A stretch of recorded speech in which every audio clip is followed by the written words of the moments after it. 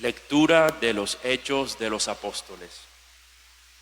En aquellos días Pablo dijo al pueblo: yo soy judío, nacido en Tarsa de Cilicia, pero educado en esta ciudad, instruido a los pies de Gamaliel en la exacta observancia de la ley de nuestros padres.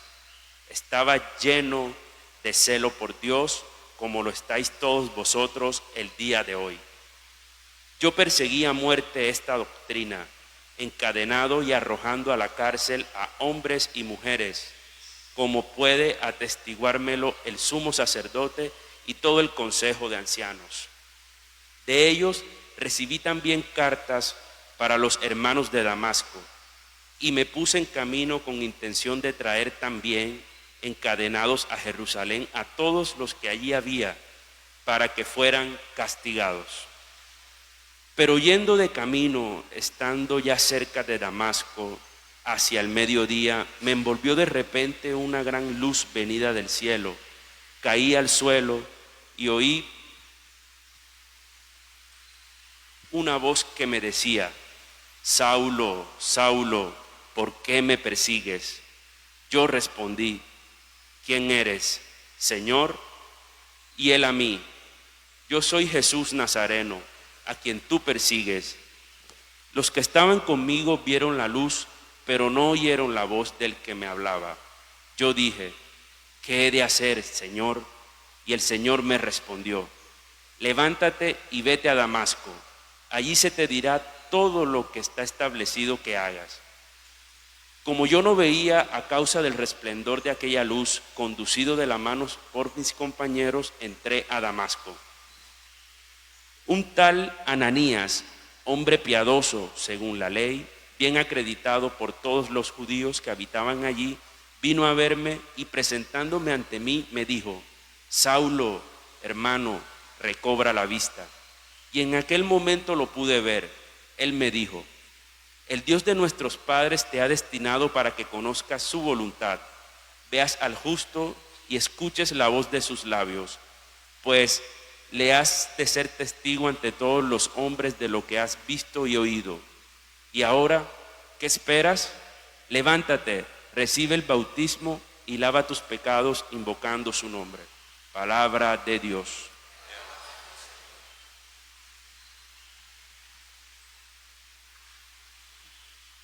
Id a todo el mundo a predicar el evangelio. Alabad al Señor todas las naciones, aclamadlo todos los pueblos.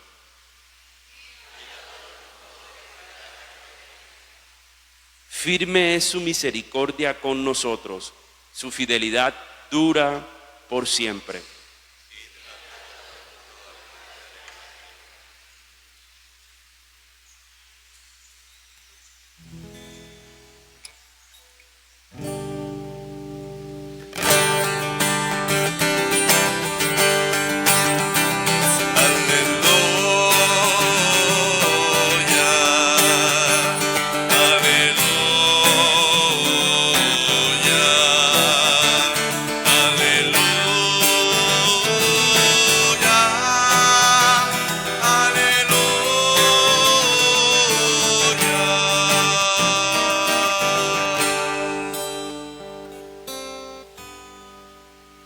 El Señor esté con ustedes. Y con tu espíritu. Lectura del Santo Evangelio según San Marcos. Gloria a ti, Señor. En aquel tiempo se apareció Jesús a los 11 y les dijo: id al mundo entero y proclamad el Evangelio a toda la creación. El que crea y se bautice se salvará. El que se resista a creer será condenado. A los que crean los acompañarán estos signos: echarán demonios en mi nombre, hablarán lenguas nuevas, cogerán serpientes en sus manos, y si beben un veneno mortal no les hará daño. Impondrán las manos a los enfermos y quedarán sanos. Palabra del Señor. Gloria a ti, Señor Jesús.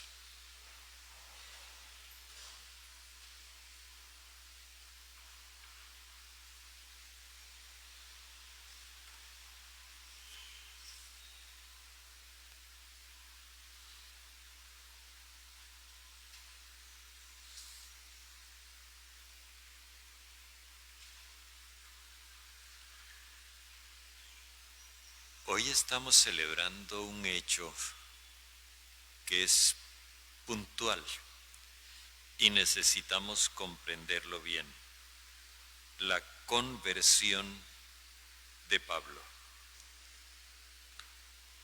Generalmente hay una confusión que es necesario aclararla. Se confunde la enmienda con la conversión. Y eso no es lo más apropiado.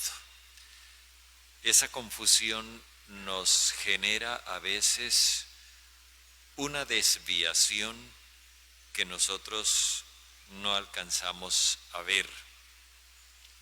La enmienda consiste en la rectificación de una vida que sea injusta contra uno mismo o contra los demás. En cambio, la conversión significa el cambio de Dios, o sea, cambiar la idea que uno tiene de Dios o la representación que se hace de Dios por el Dios que se revela en la persona de Jesús. No es simplemente pasar de ser incrédulo a ser religioso, no. Esto tiene más de fondo. Por ejemplo, uno a veces escucha testimonios de este tipo: yo era muy rabioso y trataba mal a mi mujer y a mis hijos, pero llegó un día en que yo me di cuenta de que eso no estaba bien y lo corregí, y hoy en mi casa vivimos en armonía. Eso es haber enmendado su vida, pero todavía eso no significa que se haya convertido al Señor. Alguien podría decir: yo era un borracho, yo era un ladrón, y eso lo dejé. Eso es enmienda. Y eso es lo que hace de un ser humano una buena persona. Pero el cristiano es mucho más que una buena persona. La conversión de Pablo nos lleva justamente a eso. Pablo no era ladrón, Pablo no era borracho, Pablo no andaba en chismes ni en cosas indebidas. Pablo era un hombre, era un fariseo, y como fariseo era un observante estricto de la ley de Moisés. Así que la conversión de Pablo va en otro sentido. Él mismo lo explica: yo era un hombre celoso como todos ustedes. Yo estaba educado por Gamaliel en la exacta observancia de la ley de nuestros padres y lleno de celo por Dios como lo están todos ustedes. Y yo perseguí a muerte esta doctrina, encadenando y arrojando a la cárcel a hombres y mujeres, como pueden atestiguarlo el sumo sacerdote. Pablo era un hombre que consideraba que la idea que él tenía de Dios era la correcta, y que el que no tuviera esa misma idea de Dios estaba en el error, y el que está en el error hay que tratarlo de cualquier modo, encarcelarlo, hacer con él lo que sea, reducirlo. Esa era la idea que Pablo tenía de Dios, de la religión, de la fe. Pablo era un hombre llevado por el celo, es decir, por el fanatismo de su religión. Además de eso, era un fervoroso patriota nacionalista. y consideraba que la salvación de Dios estaba reservada en exclusiva para los judíos. Y ahora se le hace presente Jesús, irrumpe Jesús en su vida para cambiarle todo su sistema de valores, todo su mundo. Y entonces Pablo tiene que comenzar a caminar en esta nueva andadura de entender que el amor de Dios es para todos los seres humanos, que Dios no excluye a nadie de su amor y que por lo tanto ningún ser humano puede ser atropellado en nombre de Dios, incluso si está equivocado. Pablo tiene que entender que él será un buen creyente, no en la medida en que se acomode a los usos y costumbres, sino en la medida en que él acepte a Jesús y se deje guiar por él. No se trata de ser buen ciudadano, buena persona. Se trata de ser testigo del Señor resucitado. Así que la conversión implica, por un lado, una transformación completa de la persona. Ya yo no voy a acreditarme por lo que yo soy capaz de hacer por Dios. No, ahora me voy a acreditar por lo que Dios gratuitamente ha hecho en mí. No voy a calificarme para que el mundo vea lo que yo amo a Dios. Voy a dar testimonio del amor inmenso que Dios ha tenido por mí. Es un cambio muy grande que Pablo no hace en un chasquido de dedos. Esto se da progresivamente, pero hay algo más. Es la apertura a los demás. Pablo, que una vez detestó a los paganos, ahora termina jugándose su propia vida por amor a los paganos, defendiendo el derecho que los paganos tienen a escuchar la buena noticia y desgastando su vida a favor de los paganos para que también ellos conozcan la gracia de Dios que él ha conocido. Esto significa que la conversión tiene dos aspectos, uno muy personal que implica la transformación completa de la persona, es su mundo de valores, porque cambia la representación que tenía de Dios. Y otro es el aspecto social. La persona que se ha convertido no se recluye en sí misma para regodearse con el amor de Dios, sino que es una persona que se siente lanzada fuera de sí misma para hacer que los demás experimenten la dicha de sentirse amados por Dios.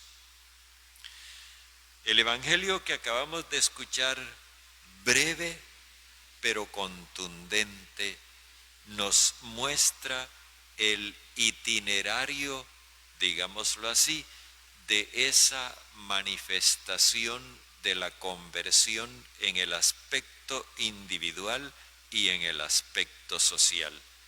En el aspecto individual dice: el que crea y se bautice se salvará. Sencillo. Se trata de creer, pero creer no es simplemente decir yo me leí la Biblia y todo eso lo creo. No. Creer es adherirse a la persona de Jesús, comprometerse con su obra y mantenerse fiel a su mensaje. El que esté dispuesto a creer es el que esté dispuesto a hacer de Jesús su propio ideal de vida y de convivencia. Es el que está dispuesto a jugarse su vida entera como Pablo por el proyecto de Jesús, para extender el amor de Dios a toda la humanidad. Y es aquel que procura cada día ser más fiel al mensaje del amor universal que Jesús nos entregó. Eso es creer. Ahora, no basta con que esa decisión se tome en el fondo del corazón. Eso hay que declararlo públicamente. Yo soy de Jesús. Y en eso consiste el bautismo. Creer es algo interior, bautizarse es algo exterior, visible. Nadie le ve a uno la fe. Pero el hecho de que uno se haya bautizado ya sí tiene que ser una manifestación visible, social. Y eso tendrá sus repercusiones.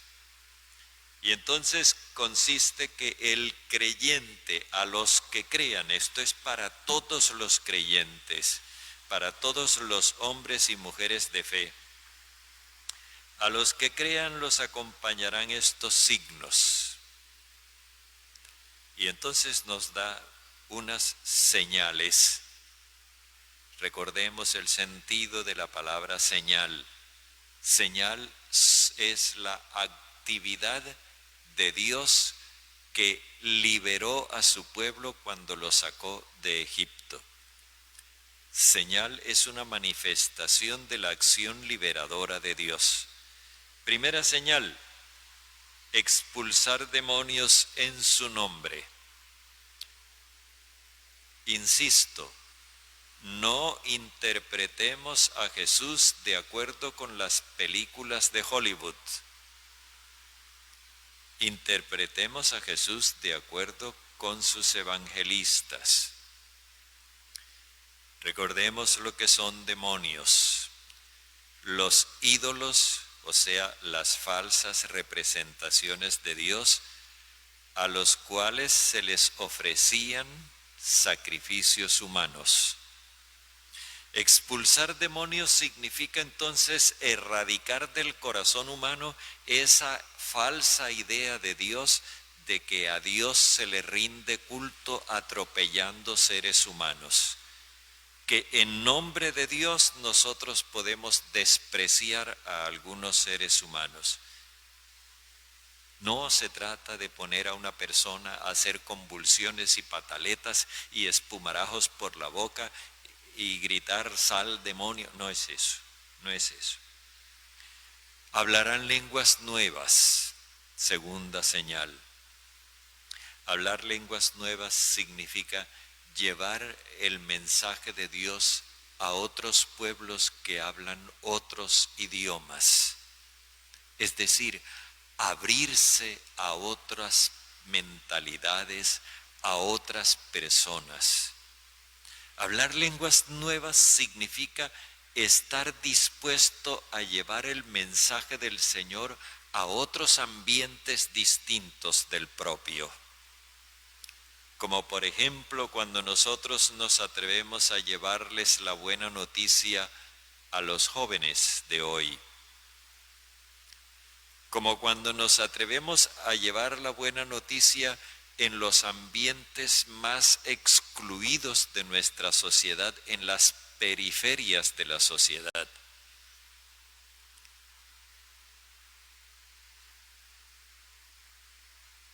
Cogerán serpientes con sus manos, manipularán serpientes, manejarán las serpientes.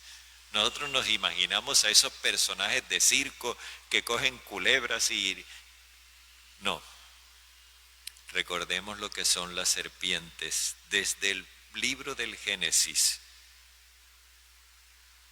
son los falsos profetas, los que hablan en nombre de Dios, pero están usurpando el nombre de Dios.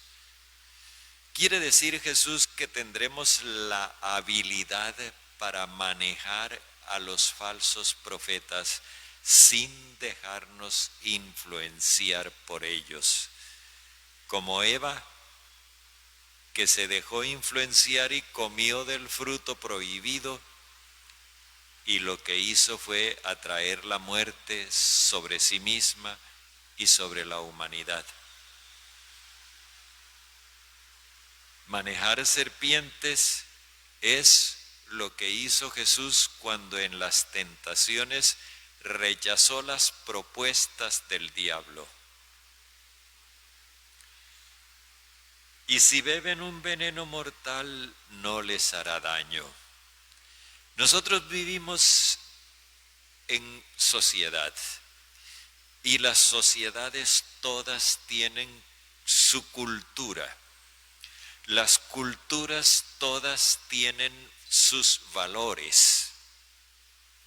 Y el hecho de nosotros vivir en una sociedad nos puede llevar a aceptar ciertos valores en la medida en que todavía no hemos asimilado el mensaje del Señor.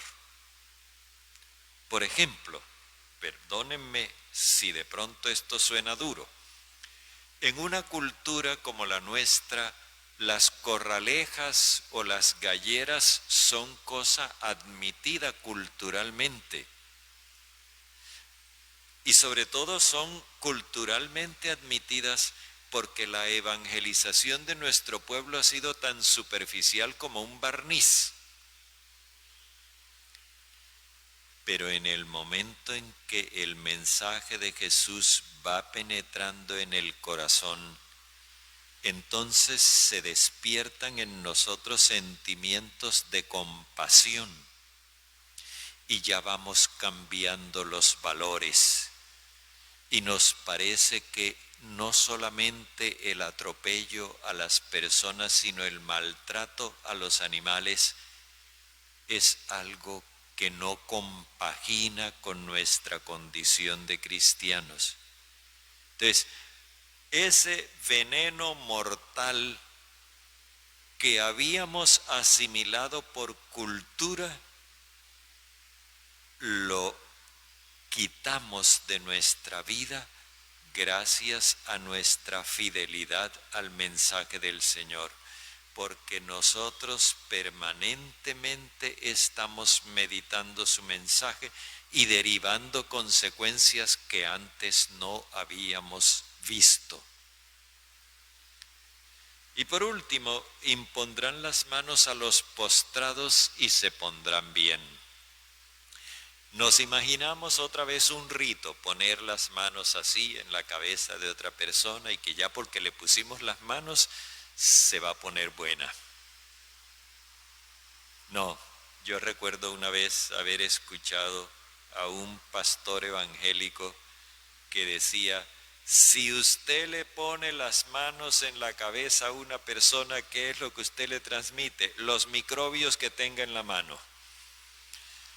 No, imponer las manos significa trabajar en favor de alguien.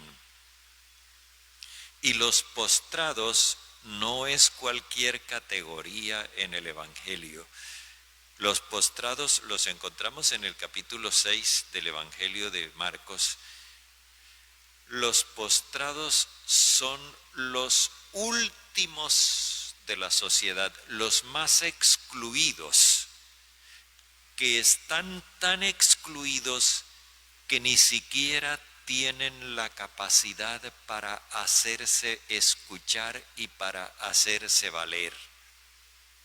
Su exclusión es tan rigurosa que prácticamente hasta ellos mismos han dejado de creer que ellos valgan la pena. Y entonces imponer las manos no es ir allá y tocar cabezas. Imponer las manos es llevarles la buena noticia, hacerlos tomar conciencia de su dignidad y luego irlos promoviendo humanamente para que vayan cada vez más haciendo valer su condición humana a sus propios ojos y en el ambiente donde vivan. Eso sí es imponer las manos, es trabajar a favor de los excluidos, lo que hizo Pablo tantas veces en tantas partes. Recordemos, por ejemplo, que en Corinto él les decía a los fieles de Corinto: hermanos, no se les olvide que cuando yo vine donde ustedes, no vine alardeando de nada, vine con temor y temblor. Y tampoco se les olvide que ustedes no pertenecen a los altos estratos sociales de Corinto. Ustedes son lo último de la sociedad y Dios escogió lo último de la sociedad para confundir a los que están más arriba. Porque esa promoción humana de los postrados de la ciudad de Corinto le llamó la atención a toda la población. Eso es lo que significa convertirse. Convertirse es transformar la propia vida e impulsar la transformación de la sociedad movidos por el Espíritu de Jesucristo. El Señor quiere ahora ofrecernos su Espíritu nuevamente a través del pan de vida para que nosotros nos convirtamos a Él. Este es un proceso en el que vivimos permanentemente. Nos convirtamos a Él y tratemos de transformar nuestra convivencia social.